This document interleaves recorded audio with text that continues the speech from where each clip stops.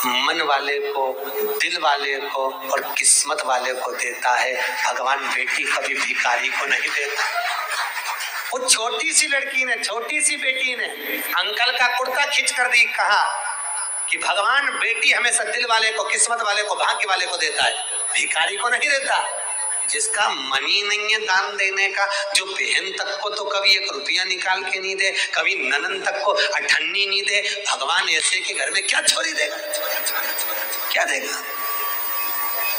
भगवान बेटी उसको देता है जिसका मन बड़ा। बेटी आ रही है, देव भाग्य से, और बेटी अपनी किस्मत। एक बार स्वामी विवेकानंद वैष्णो देवी की सीढ़ियां चढ़ रहे थे, एक किसान कंधे पर अपनी बेटी को लेकर जा रहा था, दूसरी बेटी का हाथ पकड़ के जा रहा था। स्वामी विवेकानंद ने कहा, बाबा कहाँ जा रहे हो? ऊपर दर्शन करने। तुम्हारे को तुम्हारी बेटी का बोझा लग रहा होगा, लाओ मैं तुम्हारी बेटी को अपने कंधे पर बिठा लेता हूँ, ऊपर जगदम्बा के मंदिर में दे दूंगा, माँ देवी के मंदिर में दे दूंगा। इतने में किसान ने कहा, स्वामी विवेकानंद जी, बेटी बाप के कंधे पर बोझा नहीं होती, बेटी जब तक कंधे पर रहती है तो बाप के बोझ को भी हल्का कर देती है, वो बेटियां हुआ करती हैं। बेटी बाप पर बोझा नहीं है। जिस बाप को बेटी बोझा लगे वो बाप नहीं हो सकता। किस्मत वाले हैं। एक बार बेटा अपने माँ बाप को दुखी देख लेगा, पर बेटी कभी अपने माँ बाप को दुखी नहीं देख सकती। थोड़ा सा भी दुख आता है ना तो बेटी कह देती, मम्मी अगर तुम्हें यहाँ पर नहीं अच्छा लग रहा तो मेरे पास चलो, मेरे साथ रहना, मेरे पास में रहना, क्यों चिंता करती हो, चलो मेरे साथ में। बेटी होती है। मिस अंजलि कुमार। हाँ, who's this? इंस्पेक्टर है नारकोटिक्स डिपार्टमेंट। तुम्हारे पार्सल में ड्रग्स मिले हैं। वीडियो कॉल कर रहा हूँ, लैपटॉप से कॉल ज्वाइन करो। शुरू करो इसका इंट्रोगेशन। इंट्रोगेशन? तुम्हारा आधार 4342 से एंड होता है। हाँ। इससे कई बैंक अकाउंट्स लिंक्ड है। मनी लॉन्ड्रिंग का भी केस है तुम पे। मैंने कुछ नहीं किया सर। झूठ बोल रहे हैं हम। कोर्ट प्रोसेस के लिए तुम्हारे बैंक और इन्वेस्टमेंट डिटेल्स लगेंगे। बैंक अकाउंट लॉगिन करो और स्क्रीन शेयर करो। अब एफडी तोड़ो और सारा अमाउंट कोर्ट के अकाउंट में ट्रांसफर करो। अब बस थोड़ी देर में केस का स्टेटस समझ आ जाएगा। फ्रॉडस्टर्स ऐसे ही आपको भी डरा सकते हैं, पर याद रखें, असली पुलिस कभी वीडियो कॉन्फ्रेंसिंग एप्स द्वारा इंटरोगेशन नहीं करेंगे, ना ही आपके फाइनेंशियल डिटेल्स मांगते हैं। ऐसे कोई भी कॉल्स आए तो तुरंत डिस्कनेक्ट करें और नेशनल साइबर क्राइम हेल्पलाइन 1930 पे रिपोर्ट करें। Beat the fear to beat the cheats. Box office hit होने के बावजूद इस मल्टीप्लेक्स को काफी नुकसान हुआ जब आशा ने सुपरस्टार स्वैग अपनाया और पूरी पब्लिक को हिला दिया।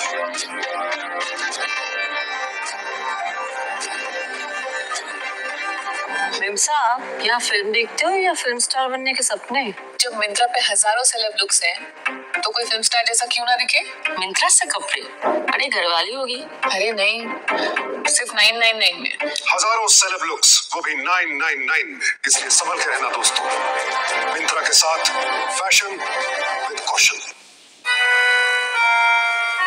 जब तक घर में रहती है ना, कल आप लोग सुनेंगे पार्वती जी की विदाई। जब तक घर में रहती है चहकती रहती है, और जिस दिन चली जाती है तब तुम भी उसका मुंह देखने के लिए तरस जाते हो। जी की विदाई। जब तक घर में रहती है चहकती रहती है, और जिस दिन चली जाती है तब तुम भी उसका मुंह देखने के लिए तरस जाते हो। बेटियां होती ही ऐसी हैं, बेटी का जीवन होता ही ऐसा है। मायके में रहती है तो जब तक कुंवारी रहती है पिताजी के साथ में बैठकर भोजन करती है। बाप के लिए आगे आगे बढ़कर पिताजी थक के आए, चाय ला कर दे देगी, जूस बना कर दे देगी, दूध ला कर दे देगी। पापा से पूछ लेगी, पापा कुछ थके हुए लग रहे हो, बहुत काम रहता है, मत करा करो इतना।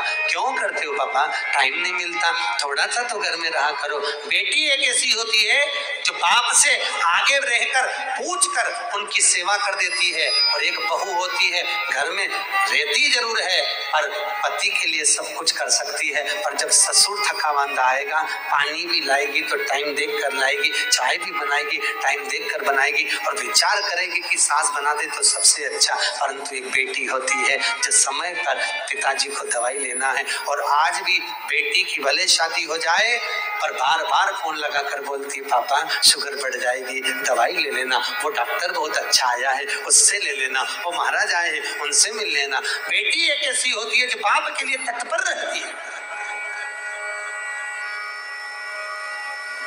बाप के लिए तत्पर। और पर गांव में जब बेटियां ब्याहती हैं, बहुत दूर गांव अगर बेटी को ब्याह दिया, बहुत दूर भेज दिया, तो बेटी भी तरस जाती है अपने माँ बाप से मिलने के लिए, परिवार से मिलने के लिए। और ऐसी कोई माँ नहीं जिसको मायके की याद नहीं आती हो। बूढ़ी से बूढ़ी को भी राखी पर, त्योहार पर, ऋषि पंचमी पर अपने मायके की याद आ जाती है, तो वो भी कह देती है तुम सब मायके चली जाओगी, घर में कोई तो रहे, एक काम करो पॉकेट में 4 राखी रख दो, थोड़ी सी कंकु चावल रख दो, मेरे वीरा के लिए, मेरे भाई के लिए भेज दो। भले मैं नहीं जा सकती पर राखी रख के भेज देती। और एक माँ होती है कि बेटी के घर में कोई ना जाए ना, और पूछ लेती है पड़ोसी से, ऐ संक्रांति का त्योहार है, पंचमी का त्योहार है, सावन आ रहा है, तू जा रहा है क्या उस गांव तक? हाँ जा रहा हूँ। क्यों, क्या बात है? मेरी बेटी के थोड़ा सामान दे देना। तुरंत रात को बेसन सेक के लड्डू बना लिए, डब्बा में रख दिए, एक साड़ी रख दी, तो बिछुड़ी रख दी, चूड़ी रख दी, और बेटी को जो अच्छा लगता हो, अगर हैदराबाद के बिस्कुट, मिक्सचर, सेव जो अच्छा लगे वो बांध कर पैकेट में रख दिया और झोला बांध कर दे दिया, ये मेरी बेटी को दे देना। कहना बहुत याद आती है लाडो, कभी तो आ जाया कर। बेटी को आवाज लगाकर बाप, पड़ोसी काका जब आवाज लगाता लाडो, ओ लाडो, बेटी दौड़ कर आती है, मेरे पास वाले अंकल आए हैं। क्या बात है अंकल? ये तेरी माँ ने भेजा है बेटा, तेरे पापा ने ला कर दिया था, ले। बेटी अंदर ले जाती है, डब्बा खोलकर बेसन का लड्डू जब देखती है तो बेटी की आंख में भी आंसू भर आते हैं। माँ सब भूल जाते हैं पर तो नहीं भूल पाती है। बाहर निकल कर आकर कहती है अंकल मेरे पापा कैसे हैं? पापा की पूछी, माँ की नहीं। क्यों? क्योंकि बेटा माँ को प्रिय होता है और बेटी बाप को प्रिय होती है।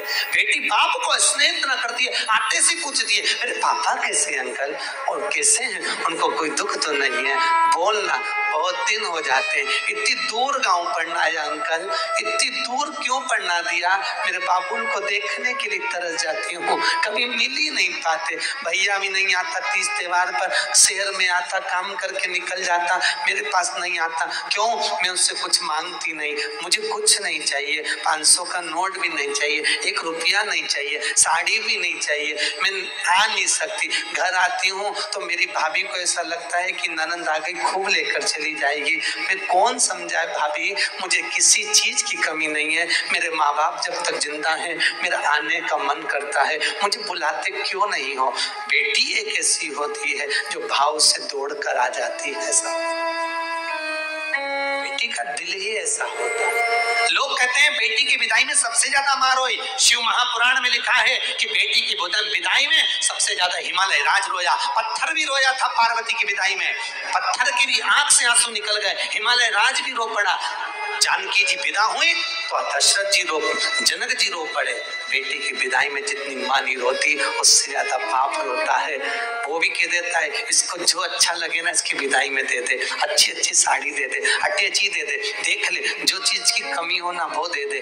पर आगे आकर कभी भी बाप रोता हुआ नहीं दिखता। दरवाजे के पीछे बेटी जब विदा होती है पीछे खड़ा हो जाता है, जा रही है, मैं कैसे विदा करूंगा इसको आगे से आगे कॉलेज ले जाना, स्कूल ले जाना, दुकान बंद कर करके चले जाता, ट्यूशन छोड़ कर आता। आज वही बेटी चली जाए, कहाँ देखने को मिलती है। श्री शिवाय नमस्तुभ्यम। दिन भर में 11 बार अवश्य बोले श्री शिवाय नमस्तुभ्यम। बोलने का फल आपको कई गुना प्राप्त होता है। श्री